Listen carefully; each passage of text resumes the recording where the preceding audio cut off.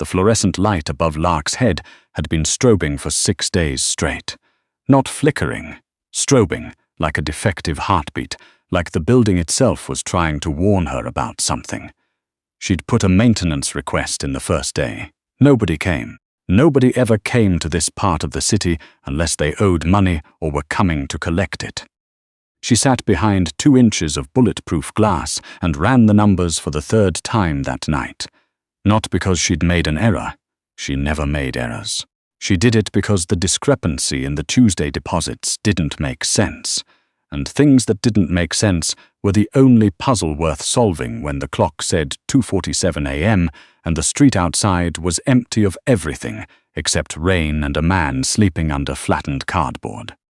Her brother Travis had been running the Millbrook check-cashing window for 4 years. She had been doing his job for 3 of them, because Travis had a gift for starting things and a talent for vanishing when they got complicated. He'd been gone for 5 days.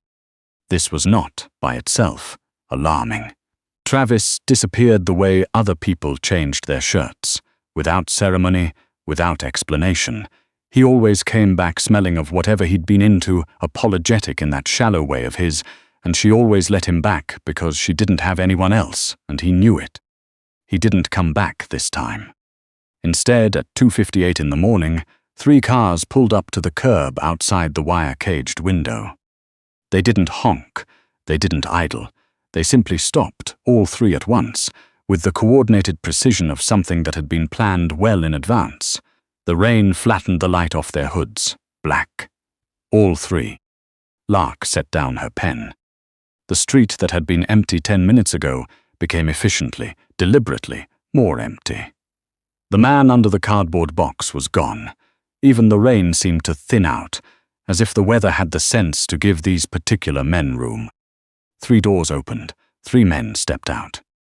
The one from the first car wore a charcoal overcoat that cost more than Lark's monthly rent. His face was lean, precise, the kind of face that gave nothing away because it had been trained not to. A thin scar ran along the left side of his jaw, pale against skin that hadn't seen real sunlight in years. He stood with his hands in his pockets and looked directly at her through the glass. The one from the second car was built like something that had survived a war and came back changed. Broad shoulders, close-cropped hair, a canvas jacket that did nothing to hide the mass underneath. He had tattoos climbing his neck. He didn't look at her immediately. He scanned the perimeter, checking exits, threat assessing the block the way men did when they'd been trained not to feel safe anywhere.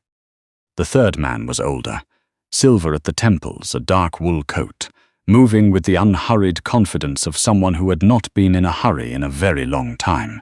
He carried a short cane, dark wood with a brass head. He didn't lean on it the way an injured man would. He carried it the way a conductor carries a baton, as an extension of authority, not a concession to weakness. He was the one who spoke first. Lark. His voice was low enough that she shouldn't have been able to hear it through the glass. She heard it clearly. Your brother left a marker. She already knew what the marker said. She'd found it 2 days ago tucked beneath the cash drawer she never used, written on the back of a deposit slip in Travis's loose, slanted scrawl. Take the girl. She's sharper than she looks. She'll work it off.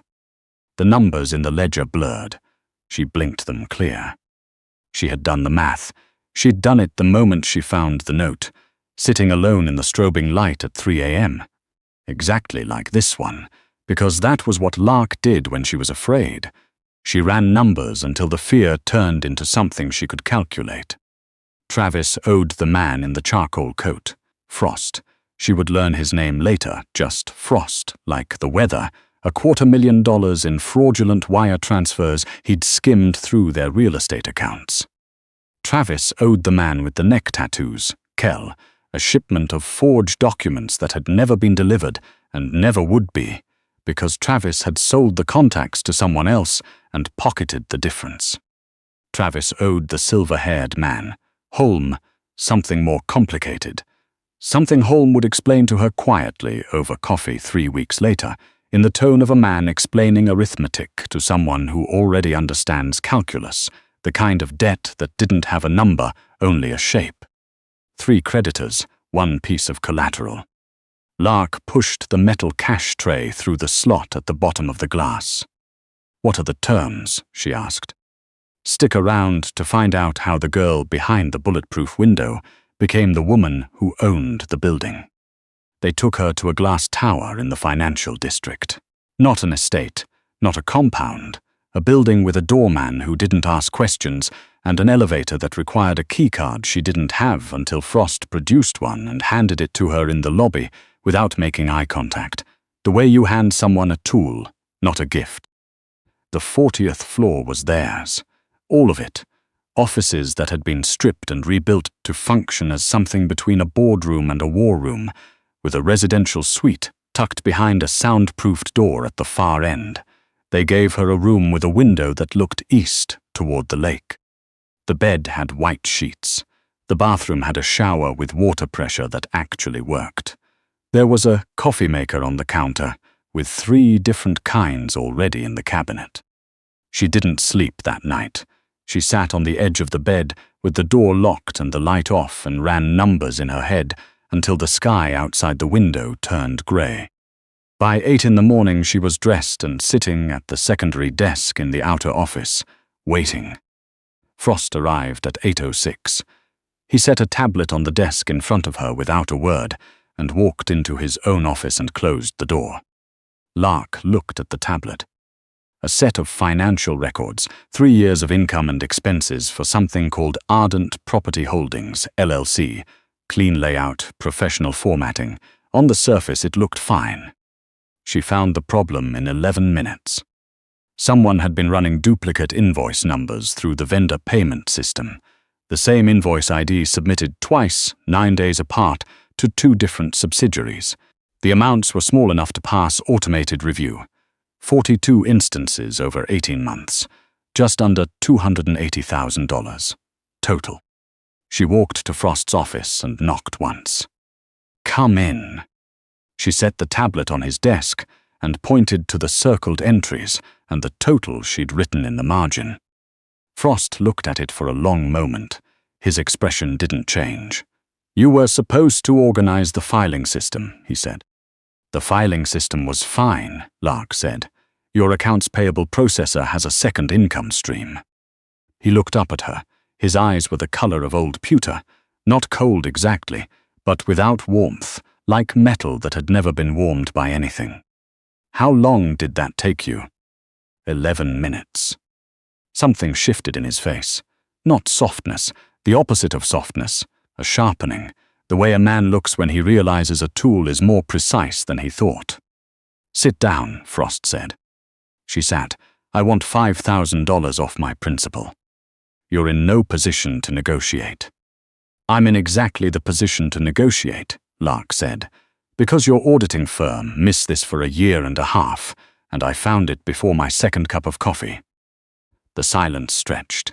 Frost picked up his phone, dialed, said 3 words she couldn't hear. Then he set it down and looked at her. 4,000. 4.5, Lark said. His mouth curved, barely deal. Kell found her in the break room that afternoon. She heard him before she saw him, the heavy, deliberate footfall of someone who moved through the world like he was daring it to push back. She didn't turn around from the coffee maker. "You're the one Travis left behind," he said. "I'm the one Travis stole from Longest," she said. "He just happened to owe you 2. She heard him stop. "That's a funny way to frame it." He walked to the other side of the counter and leaned against it, watching her pour her coffee. Up close he was bigger than she'd expected, and the tattoos on his neck continued down both arms, the kind of work that took years and told a story she wasn't going to ask about. There was dried blood on his left knuckle, old, not recent. "Your brother said you were sharp with numbers," Kell said. "My brother said a lot of things. He said you wouldn't cause trouble." Lark looked at him directly for the first time. "Your knuckle is split open and you haven't noticed. That tells me you've been running on adrenaline since sometime last night, which means you're not thinking as clearly as you think you are." She set her coffee down and opened the cabinet under the sink, where she'd already located the first aid kit, because locating exits and supplies was a habit she'd built working nights for 3 years in a neighborhood that didn't call 911. "Sit down." Kell didn't move. "I don't take orders from collateral." "Then stand there and bleed on the floor," Lark said, "and I'll add the carpet cleaning to your tab." He sat down. She cleaned the split skin without ceremony. He didn't flinch, but she could feel the tension in his hand, the controlled stillness of someone who was choosing not to react, which was different from not feeling it. "You're not what I expected," Kell said. "Nobody ever is," she said. "That's usually a mistake on their end." He looked down at her hands working. "Why didn't you run?" "Because I ran the math," Lark said, taping the last strip of bandage flat. 3 organizations with overlapping territory and a shared grievance. If I ran, each would send someone. That's at minimum 6 people looking for me, and I don't have a car." She stepped back. "Also, Travis cleaned out our joint account before he left. I have $48. Kell stared at her. He laughed, a short, rough sound, like a door that hadn't been opened in years. "Your brother's an idiot," he said. "Yes," Lark agreed, "but he's not wrong that I can work." 3 weeks in, Holm asked her to have dinner with him. Not in the building. In an actual restaurant, a small Italian place 4 blocks away that had no sign outside, just a door and a number, and a host who knew Holm's name and led them to a corner table already set. She wore the only dress she owned, a navy wrap she'd packed automatically the night they brought her here. The way you pack a flashlight, not because you expect to use it, but because you know enough to be prepared. Holm ordered for both of them without asking what she wanted, which should have annoyed her, and instead only made her curious, because the food arrived exactly right. Nothing she would have chosen for herself, everything she would have enjoyed. He asked her about the check-cashing job, not about Travis, not about the debt, about the job itself, what she'd learned, what the neighborhood was like at 3 a.m., what kinds of people came in and what they needed. She found herself talking, more than she meant to. "You're trying to figure out who I am," she said, somewhere around the 2nd course. "I already know who you are," Holm said. He had a way of speaking that took up very little space and covered a great deal of ground. "I'm finding out how you think." "And?" He looked at her steadily. "You process risk differently than most people. You don't react, you calculate, and then you act. It's rarer than you'd think." "It's not a gift," Lark said. "It's what happens when you grow up with no margin for error." Holm was quiet for a moment. "Your father?" "Gone when I was 9. She didn't say it bitterly, it was just a number, one more data point. Travis was older. He tried. And then he stopped trying. And then he stopped trying. Holm set down his wine glass.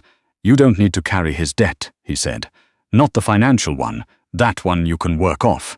The other kind. The kind that makes you feel responsible for everything he broke. That one you can put down."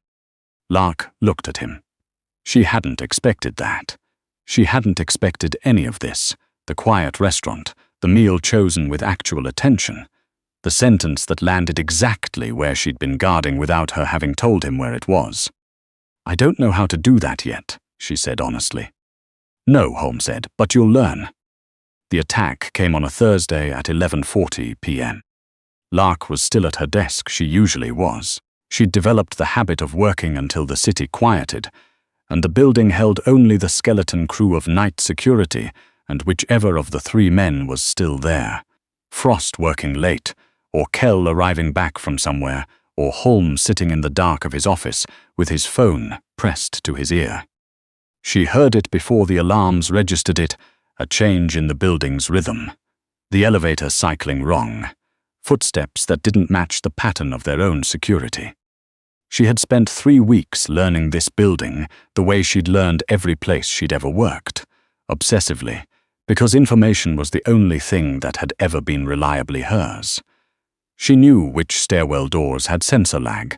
She knew where the security console was on each floor. She knew that the freight elevator on the north side could be locked remotely from any terminal with the right access code, which Frost had given her 3 days ago, because she'd asked for it and he'd handed it over without quite realizing she was filing it away. She pulled up the security terminal. 6 unknowns in the stairwell, armed. She sent one message to all 3 of them simultaneously. North Stairwell 6, armed. Don't use it. Then she did the thing that no one had told her to do, because she was a woman who had spent 3 years working alone at 3 a.m. in a cash business, and she understood, viscerally, that waiting for help was a strategy that required you to survive long enough for it to arrive. She locked every freight elevator on the north side. Then she triggered the CO2 suppression system in the north stairwell, the industrial fire suppression the building used for server rooms, which would fill the enclosed space with enough displaced oxygen to make continued occupation deeply unpleasant. The men in the stairwell started moving back down. Frost appeared in the doorway of her office 18 seconds later, jacket off, a gun she'd never seen before in his hand. He stopped when he saw her at the terminal. "They're retreating," Lark said. "North stairwell. I routed them back to the service level. Your people can intercept there." Frost stared at her. "How did you?" "You gave me the access code," she said, 3 days ago." Something moved through his expression. She couldn't name it. Kell came in 40 seconds behind Frost, breathing hard, a cut on his forearm that was going to need stitches. He looked at the terminal, he looked at Lark, he looked at Frost. "She locked them down," Frost said. Kell turned to her fully. "You locked them down." "The CO2 system needs to be reset," Lark said. "And you need stitches." She was already moving toward the first aid kit she'd relocated to her desk 3 days ago.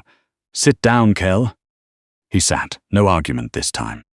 Holm arrived from the south staircase and stood in the doorway watching her work on Kell's arm. She didn't look up. Her hands were steady. They were always steady when the math was clear and there was something concrete to do. "Those were Darrag's men," Holm said quietly. "He found out Travis had funneled through our accounts before skimming from him as well. He thinks we sheltered the money." "Did Travis skim from Darragh?" "Significantly." "How much?" Holm told her.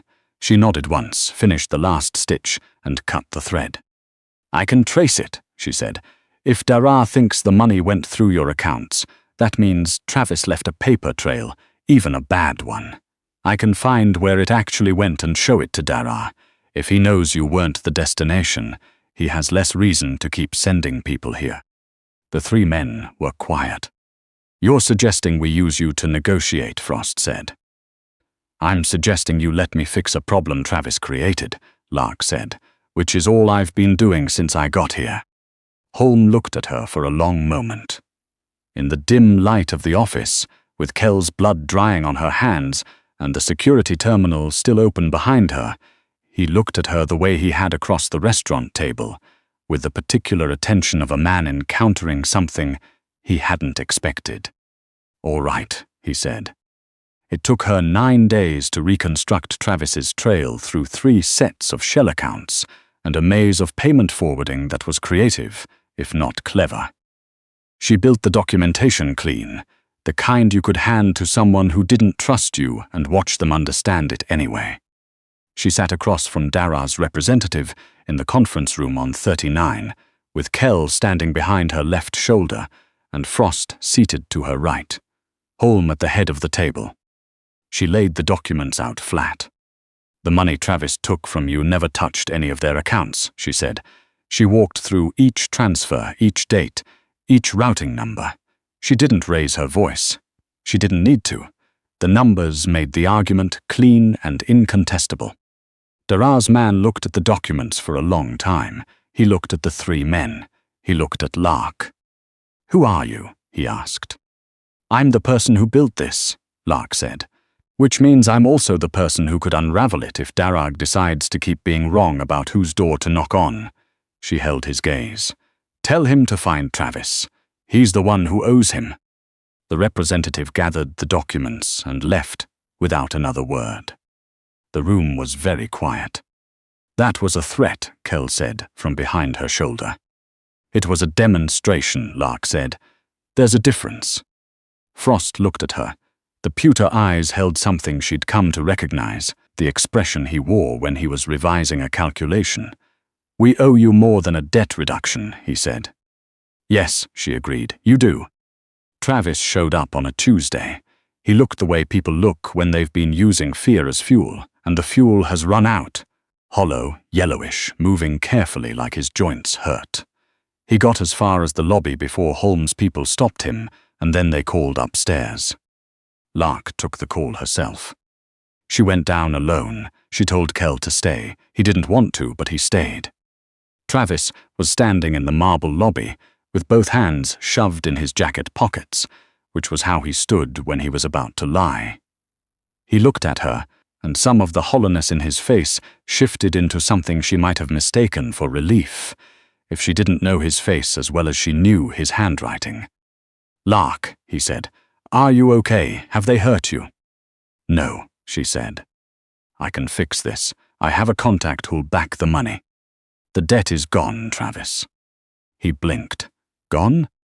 "I cleared it."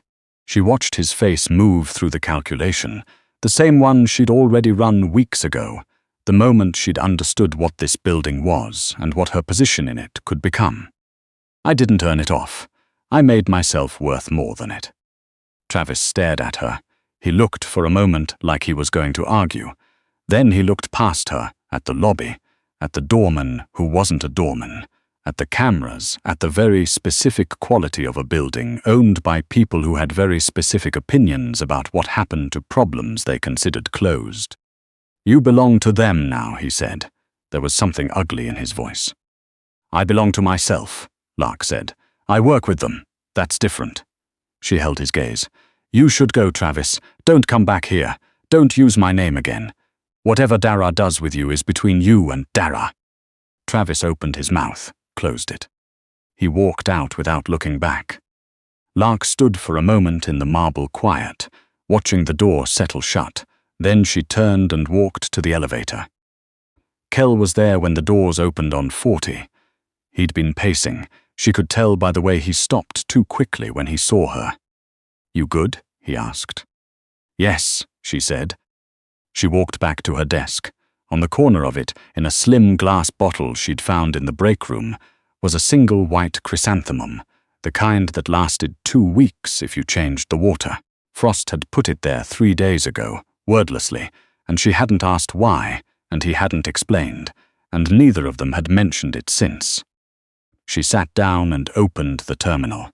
3 outstanding accounts to reconcile, a routing issue in the Darag documentation she wanted to close cleanly, and a structural inefficiency in Holm's investment holdings she'd spotted on Friday and hadn't had time to map out yet. She pulled the first file. The light in this office worked perfectly. She'd submitted the maintenance request her first week, and it had been handled within the hour. She hadn't been the girl behind the bulletproof glass for a long time now. She'd barely noticed when that changed. That was, she thought, exactly how it was supposed to work. She started on the numbers. If you're obsessed with stories where the underdog becomes the one they all answer to, hit that like button and subscribe to Mafia Passion Stories. We drop new episodes every week. Drop a comment and tell us, Frost, Kell, or Holm, who would you choose? Share this one with your fellow dark romance lovers, because this city never sleeps, and neither do we.